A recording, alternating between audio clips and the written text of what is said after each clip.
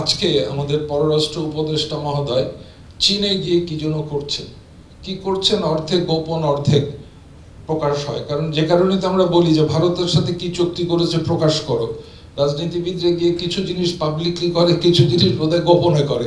যাই হোক, সেটাতে আমার মাথা ব্যথা না, কিন্তু মাথা ব্যথাটা হচ্ছে তারা তিস্তা নিয়ে কি যেন করবে আমি জানি না। আমি অন রেকর্ড বলছি, যেদিন খবরের কাগজে প্রকাশিত হলো এরকম জিনিস তিস্তা নিয়ে কি যেন হচ্ছে চীনের সাথে, এক সাংবাদিক আমাকে ফোন করেছে, স্যার কি হচ্ছে? আমি ভাই আমি তো জানি না, আপনার কাছে কি তথ্য আছে পাঠিয়ে দিন। তিনি প্ল্যানিং কমিশন থেকে পাঠানো একনেকের জন্য যে ডকুমেন্টটা 12, 13, 14, 15 পৃষ্ঠার একটা ডকুমেন্ট পাঠিয়ে দিলেন, এবং কপালটা এমন যে তার 5-6 দিন পরে আমি পড়ে আমি কিচ্ছু বুঝি নাই, এখনো বুঝি না কি করতে যাচ্ছে এখানে। 1 পৃষ্ঠার একটা A4 পেজের মধ্যে document, that is the only technical reporting ও টেকনিক্যাল বিষয় বলা আছে। এটাতে দেখলাম যে আমরা পারি না, চীনা বিশেষজ্ঞ লাগবে, কোনো কারণ নেই, হয়তো তারা পয়সা দেবে, ওতে তাদের লোকজন আসবে। কিন্তু পরে শুনলাম যেটা তারা ম্যানুয়ালি করবে, মানে 3000-4000 শ্রমিক তারা নিয়ে আসবে, রংপুরে থাকবে। আচ্ছা, বুঝলাম। আমি তার কয়েকদিন পরে, তখন যিনি মন্ত্রী ছিলেন, উপমন্ত্রী ছিলেন, সচিব ছিলেন, পানি উন্নয়ন বোর্ডের ডিজি এবং চিফ ইঞ্জিনিয়ার প্ল্যানিং, তাদের সাথে কোনো কারণে বসার কথা। প্রথমে শুধু মন্ত্রী ছিলেন, বাকিরা যখন রুমে ঢুকলেন, আমি অন রেকর্ড বলছি, মন্ত্রী মহোদয়কে জিজ্ঞাসা করলাম, স্যার আপনি তো আমাকে অন্য প্রশ্নে ডেকেছিলেন, বাট আমার একটা প্রশ্ন আছে, তিস্তা নিয়ে কি হচ্ছে? খবরের কাগজে হেডলাইন দেখলাম। উনি মাথা নেড়ে ভিগোরাসলি বললেন, আমি কিচ্ছু জানি না। আমি তখন উপমন্ত্রীকে জিজ্ঞাসা করলাম, ভাই কি হচ্ছে? সে বলল, স্যার আমিও কিছু জানি না। দয়া করে সে স্যার উচ্চারণ করলো। আমি তখন সচিবকে জিজ্ঞাসা করলাম, সচিবও বললেন আমিও কিছু জানি না, কবির বিন আনোয়ার। তারপরে চিফ ইঞ্জিনিয়ার প্ল্যানিংকে বসে আছে তো সব, তার আগেই বললো, স্যার আমাকে জিজ্ঞাসা করলো না, আমি কিছু জানি না। চেয়ারম্যানকে জিজ্ঞাসা করলাম, চিফ ইঞ্জিনিয়ার এবং চেয়ারম্যান দুজনেই আমার বুয়েটের ছাত্র। সে বললো, স্যার আমিও কিছু জানি না। এখন যেটুকু জেনেছি আমি, সেটুকু একজন সাংবাদিকের বদৌলতে সে আমাকে ওই কাগজটা পাঠিয়েছে। ওকে, এখন কি করছে ওটাতে? এখন প্রজেক্ট বিক্রি করার জন্য অনেক অ্যাট্রাকটিভ পয়েন্ট আছে। নদীটা যদি 130 কিলোমিটার লম্বা হয়, 2 × 130, 260 স্কোয়ার কিলোমিটার জমি চলে আসবে।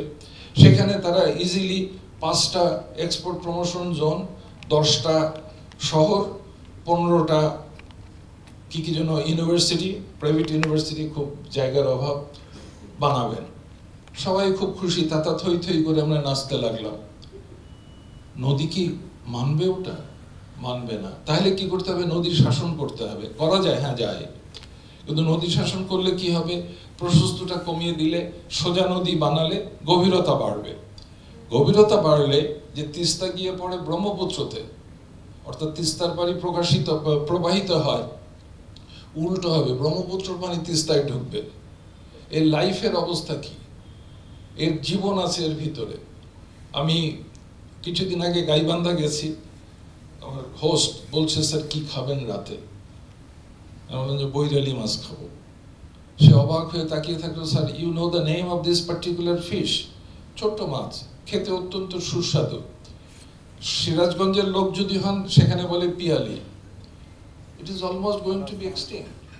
এই নদীতে, this river had used to have lot of turtles, various types of fish. বাঘাইল মাছ ছিল একটা, বিরাট সাইজের।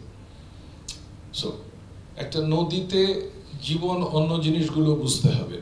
আর ট্রান্সবন্ডারি ওয়াটার ইস্যুতে বাংলাদেশে সবাই মনে করেন legal solution is the solution. আরে লিগ্যাল তো সবার শেষে। আমাকে যদি অথরিটি দেওয়া হয়, I will not take any lawyer with me. I will complete the negotiation, and then after drafting I will ask the lawyer to correct the language. আমি আজকে বলতে পারছি না যে আমরা যে ব্লান্ডার করেছি গ্যাঞ্জেস ওয়াটার নিয়ে, the main blunders were done by the lawyers, by the then Attorney General of Bangladesh. এটা পাবলিকলি বলতে পারি না। Anyway, so আমাদের আলোচনা হয়, কদিন আগে নর্থ সাউথে আলোচনা হলো আর ভালোচনা হলো। আমি ভালোচনা বলি, যে আলোচনাতে ভালো ভালো কথা বলা হয়। সেখানে ইকোসিস্টেম নিয়ে আজকাল কিছু কথা হয়, আর বাকি কথা হয় 97 ইন্টারন্যাশনাল ওয়াটার ল। এটার মতো দুর্বল পচা আন্তর্জাতিক কোনো আইন নাই, কারণ ওর কোনো সাপোর্টিং বডি নেই। যেটা আছে সেটা 92, যেটা 2013-তে অ্যাপ্রুভড হয়েছে।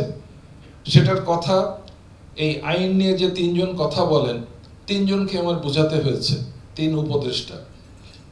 আমরা কথা বলি আমাদের অধিকার নিয়ে, ঠিক আছে, অধিকারের সাথে আইন আছে, কিন্তু আইনের ছাড়া আমরা সবাই কথা বলি লিগ্যাল সলিউশন। লিগ্যাল ক্ষমতার যার হাতে, আইনটা তার হাতে। ডোনাল্ড ট্রাম্প প্রেসিডেন্ট হয়ে আপনারা গত 2 দিন ধরে দেখছেন সব বদলে দিচ্ছে। এর আগের প্রেসিডেন্ট 4 বছর ধরে যা করেছেন সব বাতিল। তার আগে উনি ছিলেন, তার আগের প্রেসিডেন্ট ওবামা যা করেছেন সেগুলোও বাতিল। এটা তো ক্ষমতা। আইনটা কোথায়? হ্যাঁ, ওটা সভ্য দেশ যে আইনগুলো বাতিল করেছে, the states are opposing it. They have moved to the Supreme Court within 1 day because they were also ready. So আইনের কথা সব শেষে বলবেন, আগে আপনি নেগোসিয়েশন করতে পারেন কিনা দেখেন, আপনার ক্ষমতা। আজকে ইজিপ্টের যদি ক্ষমতা থাকতো তাহলে ইথিওপিয়া অ্যাটাক করত। ভাগ্যিস ইথিওপিয়ার সাথে ইজিপ্টের বর্ডার নেই। Egypt has mobilized army in Somalia so that they can attack Ethiopia. International law. এখানে Ethiopia is not at fault. It is Egypt that has its fault. তারা মনে করেছিল তাদের মহাশক্তি। এনিওয়ে, সেটা কেউ জানতে চাইলে আমার সাথে বসেন, আই উইল এক্সপ্লেন। আমি শেষ করছি। এই যে দি ওয়াটার রিলেটেড ডিসকাশন যেগুলো হচ্ছে, আই অ্যাপ্রিশিয়েট দ্যাট। আমি যদি টিকে থাকি, আমাকে ডাকলে আমি ডেফিনেটলি যাব। কুয়াকাটা যাচ্ছি আবার। Okay, I will definitely go. I enjoy. এবং প্রথমে যে জলের গানটা হলো, ওই আসরে আমি ছিলাম এবং অত্যন্ত চমৎকার। ইনফ্যাক্ট জলের গান যখন হচ্ছিল তখন আমি পিছনে বসে ল্যাপটপে কাজ করছিলাম। কিছুক্ষণ পরে আমার মেয়েও ছিল সেখানে, সে আমাকে বকা দিল, তুমি এই সুন্দর গান বাদ দিয়ে কি ল্যাপটপ করছো? আমি ল্যাপটপ বন্ধ করে গান শোনা শুরু করলাম। তো আমার গার্জিয়ান লাগে মাঝে মাঝে বকা দিতে, না হলে উল্টাপাল্টা কাজ করি। আমি শেষ করছি, আমাদের এই water discourse should be covering all subjects related to water. My last point is, water is a finite resource. পৃথিবীতে পানির পরিমাণ বাড়বে না, এবং ক্লাইমেট চেঞ্জের কারণে উল্টোপাল্টা ব্যাপার হচ্ছে। মক্কা শরীফ, মদিনা শরীফে বন্যা হচ্ছে, দুবাইতে গাড়ি ডুবে গেছে পানির তলায়, ক্যালিফোর্নিয়া জ্বলছে, প্রচন্ড ঠান্ডা বাতাস এবং বরফ পড়ছে উত্তর আমেরিকা, একেবারে ফ্লোরিডা পর্যন্ত যাওয়ার কথা। But we must prepare for ইট।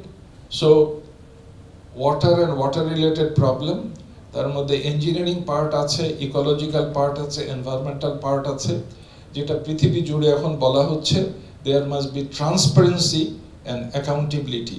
যে দুটো জিনিস বাংলাদেশে total missing. Thank you very much.